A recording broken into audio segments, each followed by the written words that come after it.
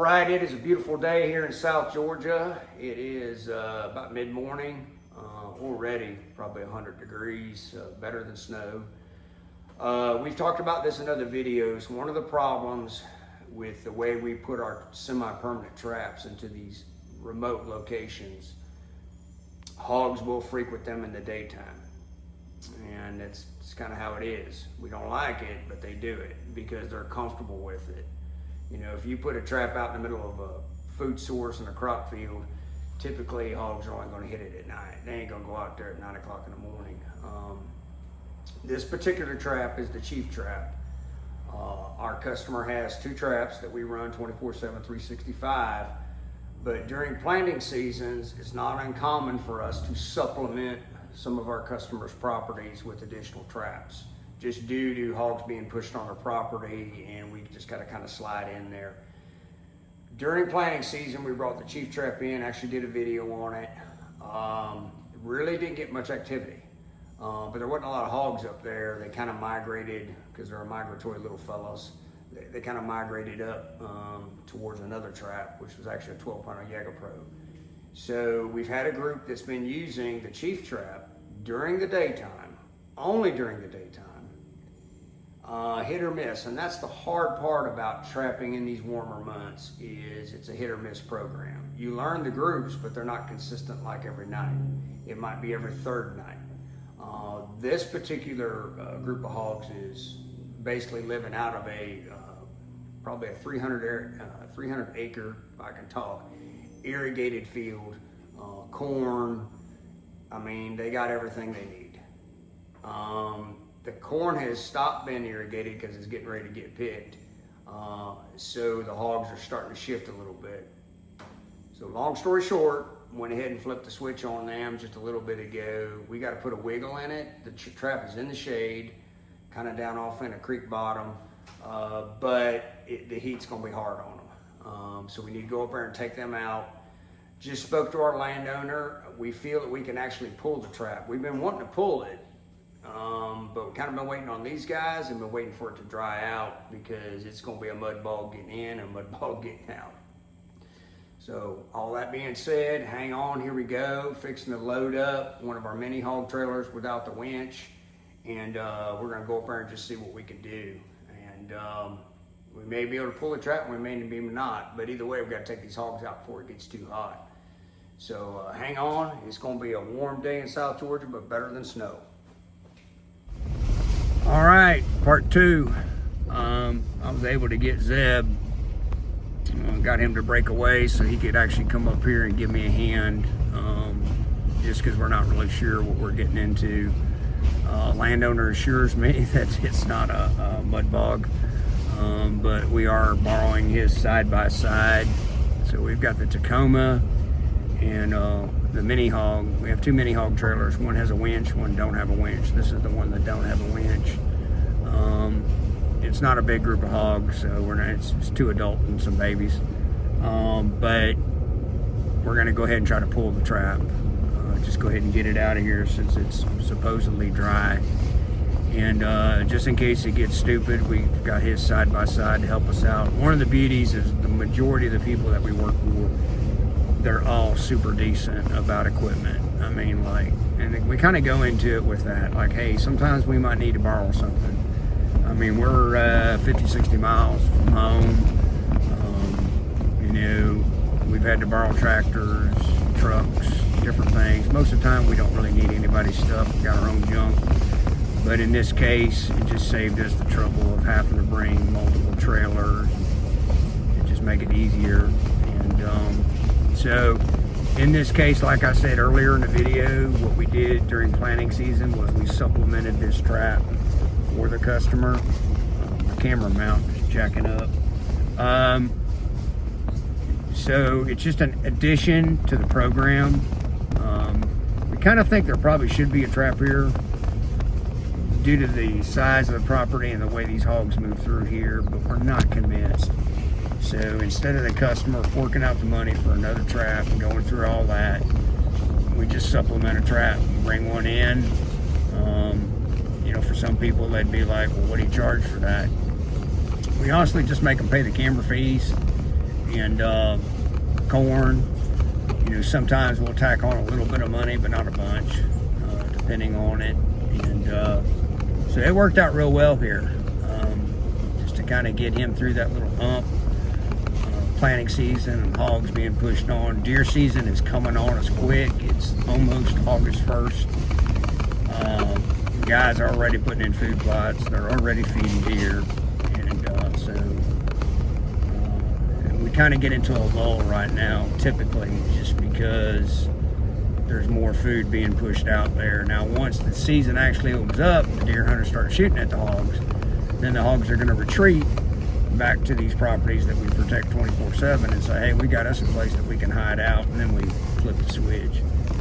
So we got to make a few more turns on this bouncy dirt road, go down through a pecan orchard, and by the looks of it, if I can talk, it looks dry, like really dry, and we need that. The last couple times we've come in here, man, it's been a mess. One time it was so bad we carried the corn in, or I didn't. Why I did. It was like, I don't know, 300 yards carrying a 50-pound bag of corn, and I carried the batteries. So hang on. All right, so as you can see, it is dry.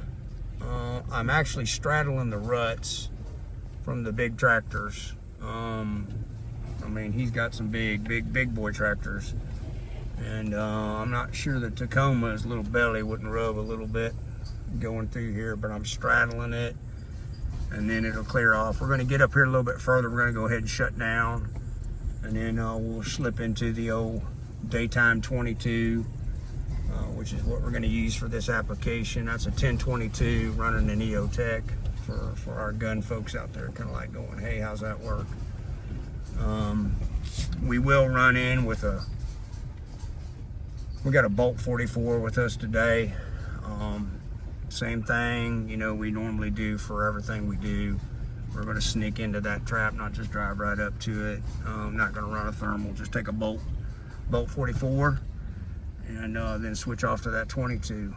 So hang on, here we go. All right, we're easing through the woods here. Truck and the side-by-side are back that way. Trap is directly behind me. Wind's not the best. It is dry, thank God, but it's crunchy, so it's going to be hard to sneak up on hogs in the daytime with crunchy leaves. The hard part with the Chief Trap is there is no gate, so you're not really sneaking up to the gate side. So, you know, one of the big questions is how do you approach it? For us, we approach it whichever works best for us, and just keep in mind that that control box is inside that trap. And for you in TV land, that's an expensive piece of item that you don't want to put a bullet into. You also got a lot of metal inside a Chief Trap in the center, so it's a completely different machine as far as, you know, what do you go in there with? We shoot everything 22 subsonic. I don't care what it is. It's going to be 22 subsonic. You don't need a lot of power. You just need to be precision in your shooting. So I'll give you a little bit more footage as we get closer. All right, so the trap is literally right there. Let me get my hand free here. So it's through them woods right there. We'll get a little closer. So when our farmer is irrigating the field, what? Yeah, we're busted. A lot of the runoff comes through this ditch. Field is literally up that way. See how it kind of opens up. But this ditch just gets full of water from the runoff. Hogs know that and love it. Hang on, here we go. So I'm going to try to approach it where this big cluster of trees is at.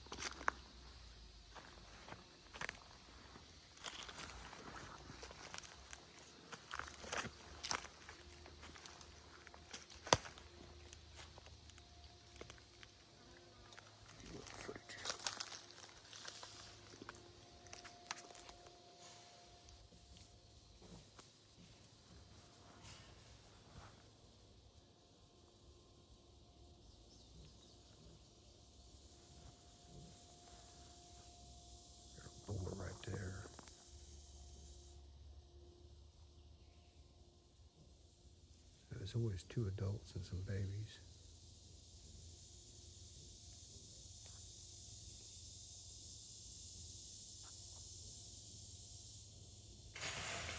All right.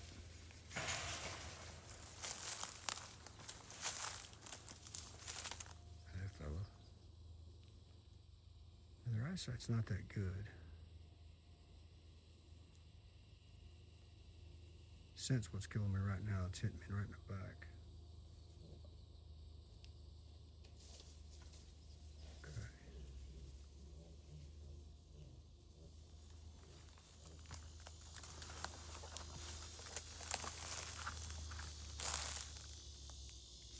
Talk about busted. Hey, fella.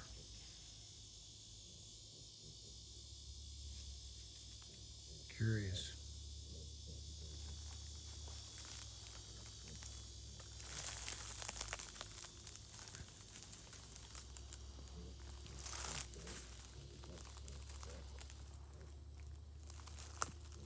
So I'm moving real slow. Young boar. Stout little fella.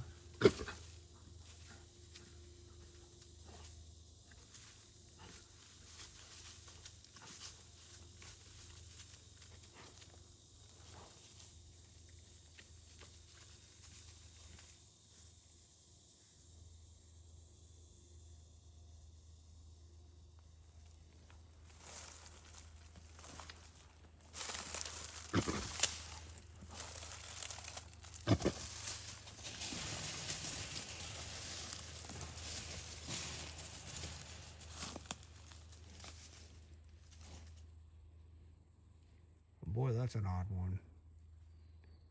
So it's 2 boars and a bunch of babies. No sow.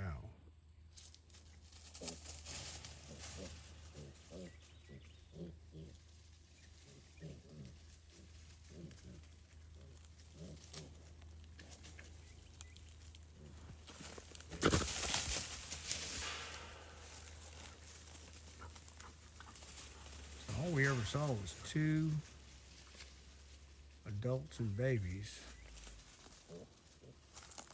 It's not impossible that somebody shot one of the sow or shot the sow. We've seen this before, but it is a little odd.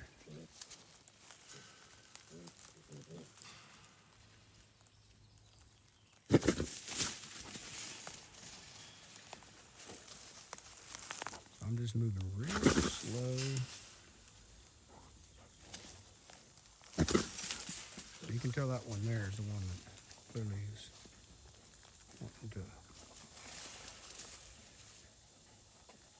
challenge. You're all right, guys. There you go.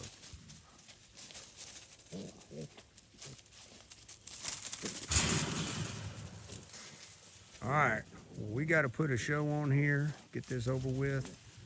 As you can see, the trap is in the shade, so that's one of the big advantages if you have to drop in the daytime, because it's not going to get that hot on them here, but still get hot.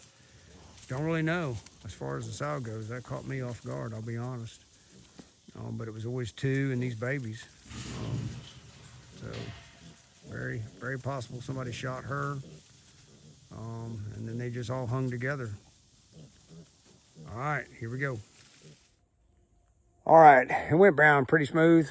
Not too bad. Little guys are always hard, man. I mean, because they're so small, and then, you know, most of us weren't raised to take anything off of the earth that we weren't going to eat. So always a little difficult with that. But it is what it is. It's got to be done. So I'll buzz you around a little bit. They've been rooting around the trap a little bit. Pretty cool what they did with the salt block here. There is some deer hunting goes on here on the edge of this pivot field. And they flipped that salt block over, just being hogs. So here we go. So a little bit of rooting there. You see where they just kind of flipped that salt block up. And they buzz through here, I don't know, once or twice a week. And anyway, 2 boars. I'll have to give you a count on the babies. There's 2, 3, or 5 that I can see. But like I said, when you're shooting in this chief trap, you always got to remember you got that big piece of steel right there, and then you got the legs and all that. So I got to help.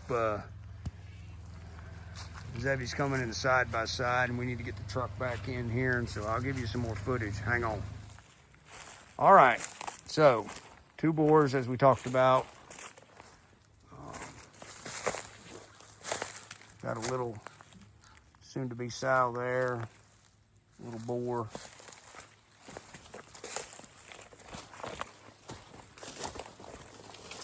Another little boar.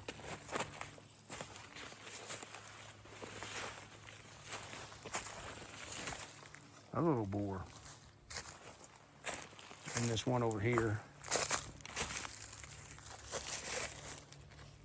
Another little boar. So we're running the big pole, live video camera. Crop field is right out there. And then these woods just literally wrap all the way around this probably 300 acre field. Way up that way, we've got a single gate 12 panel Jaeger Pro. So we're gonna go ahead and pull the trap today. I am a little twisted up trying to wrap my head around this one, but you know, it's just hard to say. I mean, you know, a lot of guys are putting in food plots. Hogs get shot all the time, especially we're bordering a lot of other property, you know, and so, you know, you look at a young hog like this and you go, well, there's no way they could survive, and we would argue that point. We've trapped a lot of young hogs like that. They're an amazing creature that can survive. I don't know how long after they come out they can break away, but these little guys here were doing great, and it's kind of odd, you know, to see them paired up, but they try to stay in a group, and so there you go. So we'll probably get a little footage later, get these guys laid out, get them all taking pictures, and then we're going to get the Tacoma back in here. We're going to go ahead and start breaking this trap down. It's probably 100+ degrees, but you know, it's the name of the game. But you wouldn't think hogs are out moving, but they do when you get them in these little holes like this. The only water that we know of is further that way. There might be still some pockets of water from the irrigation. The irrigation's been shut off for a while because that corn's getting ready to get picked. So we got to wrap it up, keep moving. I'm teaching karate at 6 o'clock today, and it's pushing time, so hang on. All right, we got everything loaded up, got the hogs taken care of. Only had to change the shirt one time. Got a brand new dry shirt on, but that will last about 5 seconds. But yeah, you'll see her, she's loaded up. We've got one little ditch we got to get through. Should be okay. It's not really that muddy, it's just deep. So we're gonna have to kind of keep an eye on everything as we come through it. Once we do that, I'm gonna cut Zebby loose. He's gonna go back to the landowner's farm, and I'll pick him up there in the Tacoma, and we're gonna rock on to the house and hopefully make it back in time for me to go teach karate to my little kids. Got to get my karate fix this week. Hang on. All right, we made it through the ditch. It was just kind of a deep ditch coming in and out, but Zebby buzzed on ahead and side by side, and we're gonna bounce up this little gravel road and see what we can do. But I know for some of you in TV land, you'd be like, man, I mean, right here on the truck dash, it says 101. It probably is at least that and a little bit more. There wasn't much air in that hole over there where we were, you know, tearing that trap down. But, you know, wisdom doesn't come from sitting in air conditioning and living a sheltered life without a lot of color. And on a day like today, man, I can sit there and work in the heat. I got plenty of junk in the back of my head and the front of my head that I remember, you know, I don't know.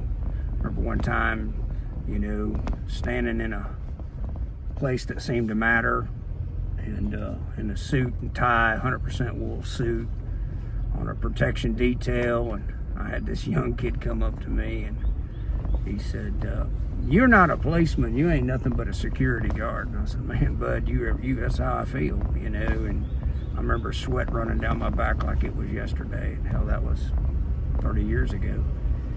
You know, and I could sit here all day and think about junk like that. So for me to be in the edge of the woods on a hot day with my oldest boy with me, it ain't hot and it's a good day. That's all there is to it. And that's part of growing older is having that wisdom, you know, and realizing that it ain't really that bad. It ain't that bad at all. But when you're young, you're just looking right here and that's all you can see. And so I enjoy growing older and getting more wisdom and, you know, just kind of rolling with it. And if you live a sheltered life that's perfect in every direction, you're going to complain about the stupidest junk.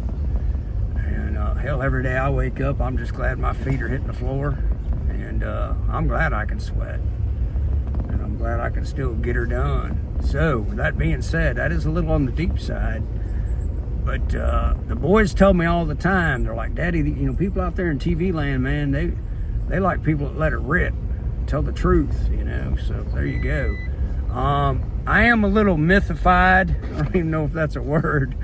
I've seen it before, but it's been a bit. I mean, when you're looking down with that Chief camera, because we mount that camera really high to get down inside that system, it's hard to see things like parts that we use to identify hogs. It really is. If it was a regular Jagger Pro where we're coming in at this angle and we got our ice camera out there, we can see junk that helps us identify a male from a female.